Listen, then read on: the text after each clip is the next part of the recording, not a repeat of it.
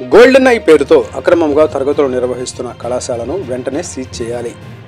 AISF రాష్ట్ర అధ్యక్షులు గుజ్జుల వలరాజు, రాష్ట్ర ఉపాధ్యక్షులు ఎం సాయి కుమార్, అఖిల భారత విద్యార్థి సమాఖ్య ఏఐఎస్ఎఫ్ విజయవాడ నగర సమితి ఆధ్వర్యంలో ఈరోజు ఉదయం 11:30 స్థానిక బెంచ్ సర్కిల్ వద్ద గోల్డెన్ ఐ అనే పేరుతో అక్రమంగా తరగతులు నిర్వహిస్తున్నారని, అక్రమంగా తరగతులు నిర్వహిస్తున్న గోల్డెన్ ఐ కళాశాలను వెంటనే సీజ్ చేయాలని, వారిపై కఠిన చర్యలు తీసుకోవాలని స్లోగన్స్ ఇస్తూ ధర్నా కార్యక్రమం నిర్వహిస్తున్న సందర్భంలో పడమట పిఎస్ఎస్ఐ మేడం గారు కళాశాల యాజమాన్యానికి మీరు సెలవు దినాలు తరగతులు నిర్వహించడం తప్పు కదా అనే, మీరు రికగ్నైజ్ తెచ్చుకొని తరగతులు నిర్వహించుకోండి అని చెప్పడం జరిగింది.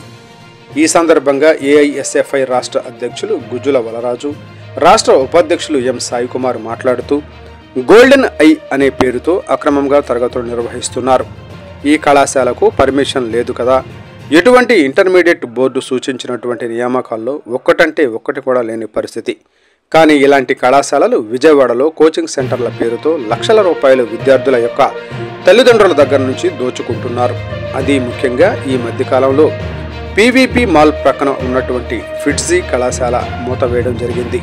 అందులో విద్యను అభ్యసిస్తున్న విద్యార్థులు కొన్ని వందల మంది ముందస్తుగానే కోచింగ్ ఫీజులన్నీ కట్టివేయడంతో కళాశాల బోర్డును తిప్పివేయడంతో వారందరూ కూడా ఎవరికి చెప్పుకోవాలో తెలియని పరిస్థితి. ఇందులో ఒక్కొక్క విద్యార్థికి 50,000 రూపాయల నుంచి 7 లక్షల రూపాయల రుసుము కూడా వారికి రావాల్సిన పరిస్థితి ఉంది. కానీ ₹1 కూడా వెనక్కి తిరిగి ఇవ్వని పరిస్థితి. కానీ అందులోనే పనిచేస్తున్నటువంటి ప్రిన్సిపల్ మరియు కొంతమంది సిబ్బంది గోల్డెన్ ఐ పేరుతో అక్రమంగా తరగతులు నిర్వహిస్తున్నారు. ఇప్పటికే విద్యార్థులు మోసపోయి ఒక పక్క చదువుకు దూరమయ్యారు, మరో పక్క వారు కట్టినటువంటి లక్షల రూపాయలు తిరిగి తెచ్చుకోలేని పరిస్థితి. కానీ ఇలా మోసం చేయడానికి విద్యను వ్యాపారంగా మలుచుకుంటున్న వారిపై ఎక్కడా కూడా అడ్డుకట్ట లేకుండా పోతుంది. విద్యార్థుల పక్షాన, వారి యొక్క తల్లిదండ్రుల పక్షాన ఏఐఎస్ఎఫ్ఐగా విద్యాశాఖ అధికారులు వెంటనే స్పందించాలి, ఇలాంటి కళాశాలలపైన చర్యలు తీసుకోవాలి అని డిమాండ్ చేశారు. విద్యార్థుల యొక్క తల్లిదండ్రులు కూడా కళాశాలలో చేర్పించే సమయంలో ఆ కళాశాలలో సరైన ఫ్యాకల్టీ ఉన్నారా, అన్ని వసతులు ఉన్నాయా లేవా, మరి ముఖ్యంగా రిజిస్ట్రేషన్ పొందిన కళాశాలనా అని కూడా ఆలోచన చేయాలని ఏఐఎస్ఎఫ్ యొక్క కోరుచున్నాము. ఈ కార్యక్రమంలో ఏఐఎస్ఎఫ్ రాష్ట్ర కార్యవర్గ సభ్యులు సాదిక్ బాబు, ఎన్టీఆర్ జిల్లా కార్యదర్శి, విజయవాడ నగర అధ్యక్ష కార్యదర్శులు రంజిత్, జగదీష్, కోశాధికారి సురేష్, నాయకులు సిద్ధు తదితరులు పాల్గొన్నారు.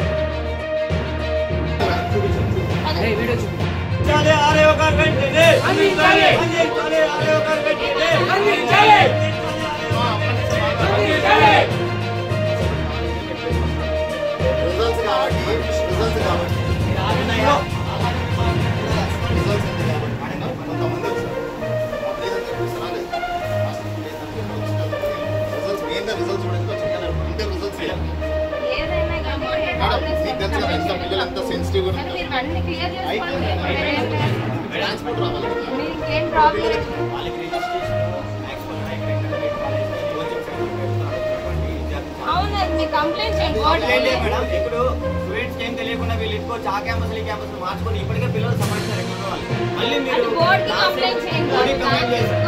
కంప్లైంట్ చేసాం. ఇప్పుడు ఎవరికి తెలియజేసుకుంటారు మేడం, ఎమ్మెల్యేలు కావచ్చు, ఎంపీలు కావచ్చు, ఆర్ఐలు కావచ్చు, ఇంటర్మీడియట్ బోర్డు ఆఫీసర్ కావచ్చు, ఏం జరుగుతుంది ఇక్కడ అనుకున్నట్టు విద్య కావచ్చు. ఒకరు కూడా టీచర్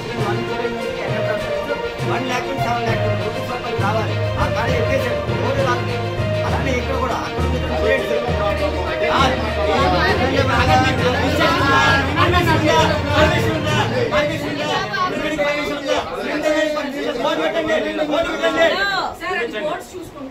మీరు ఏదైనా ప్రాబ్లం ఉంటే బోర్డుకి కంప్లైంట్ చేశారు కదా, అక్కడే ఇష్యూ చేసుకోండి. మీరు రన్ చేసుకుంటున్నది ఏదైతే ఉందో వీళ్ళు 2 కాలేజెస్ తోటి అసోసియేట్ అయి చేసుకుంటున్నామని అంటున్నారు. రికగ్నైజేషన్ ఉందా లేదా ఇదంతా ఎడ్యుకేషన్ బోర్డు వాళ్ళు మనం కాదు కదా, మీరు మేము కాదు కదా. ఎడ్యుకేషన్ బోర్డుకి కంప్లైంట్ చేసి వాళ్ళ ద్వారా రండి. ఇక్కడికి వచ్చి ఇలా చేయడం కరెక్ట్ కాదుగా. అది ఆ పేరెంట్స్ ఉండాలి, మీరు బోర్డుకి కంప్లైంట్ చేసి బోర్డు ద్వారా వెళ్ళాలి. ఇక్కడికి వచ్చిన స్టూడెంట్స్ పర్మిషన్ లేకుండా రాష్ట్రంలో ఎక్కువ మంది వెళ్ళిపోతున్నారు, వెహికల్స్ వస్తున్నాయి, అయిపోయింది. అలాంటి స్కూల్ మొత్తం పంపించేసాము. వీళ్ళు ఇప్పుడు స్టడీ హౌస్ కండక్ట్ చేసుకుంటున్నాం ఇక్కడ అని చెప్తున్నారు. ఎక్కడ కూడా స్టూడెంట్స్ వాళ్ళ హాస్టల్ స్టూడెంట్సే ఉన్నారు. ఏమన్నా ఉంటే బోర్డు చేసుకుంటుంది, ఆర్ఐఓ ఆఫీస్ తీసుకున్నాడు అని చెప్తున్నారు ఇక్కడ ఉన్నటువంటి మేనేజ్మెంట్. ఆర్ఐఓతో మాట్లాడాము. ఏమైనా ఉంటే మొత్తం బోర్డు చేసుకుంటాడు. నోట్ చేసి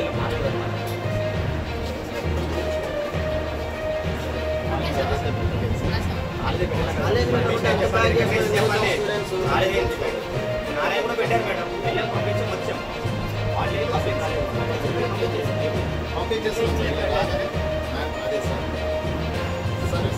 సబ్జెక్ట్ మాట్లాడాలి సార్, పిల్లలు పంపించడం ఏంటి?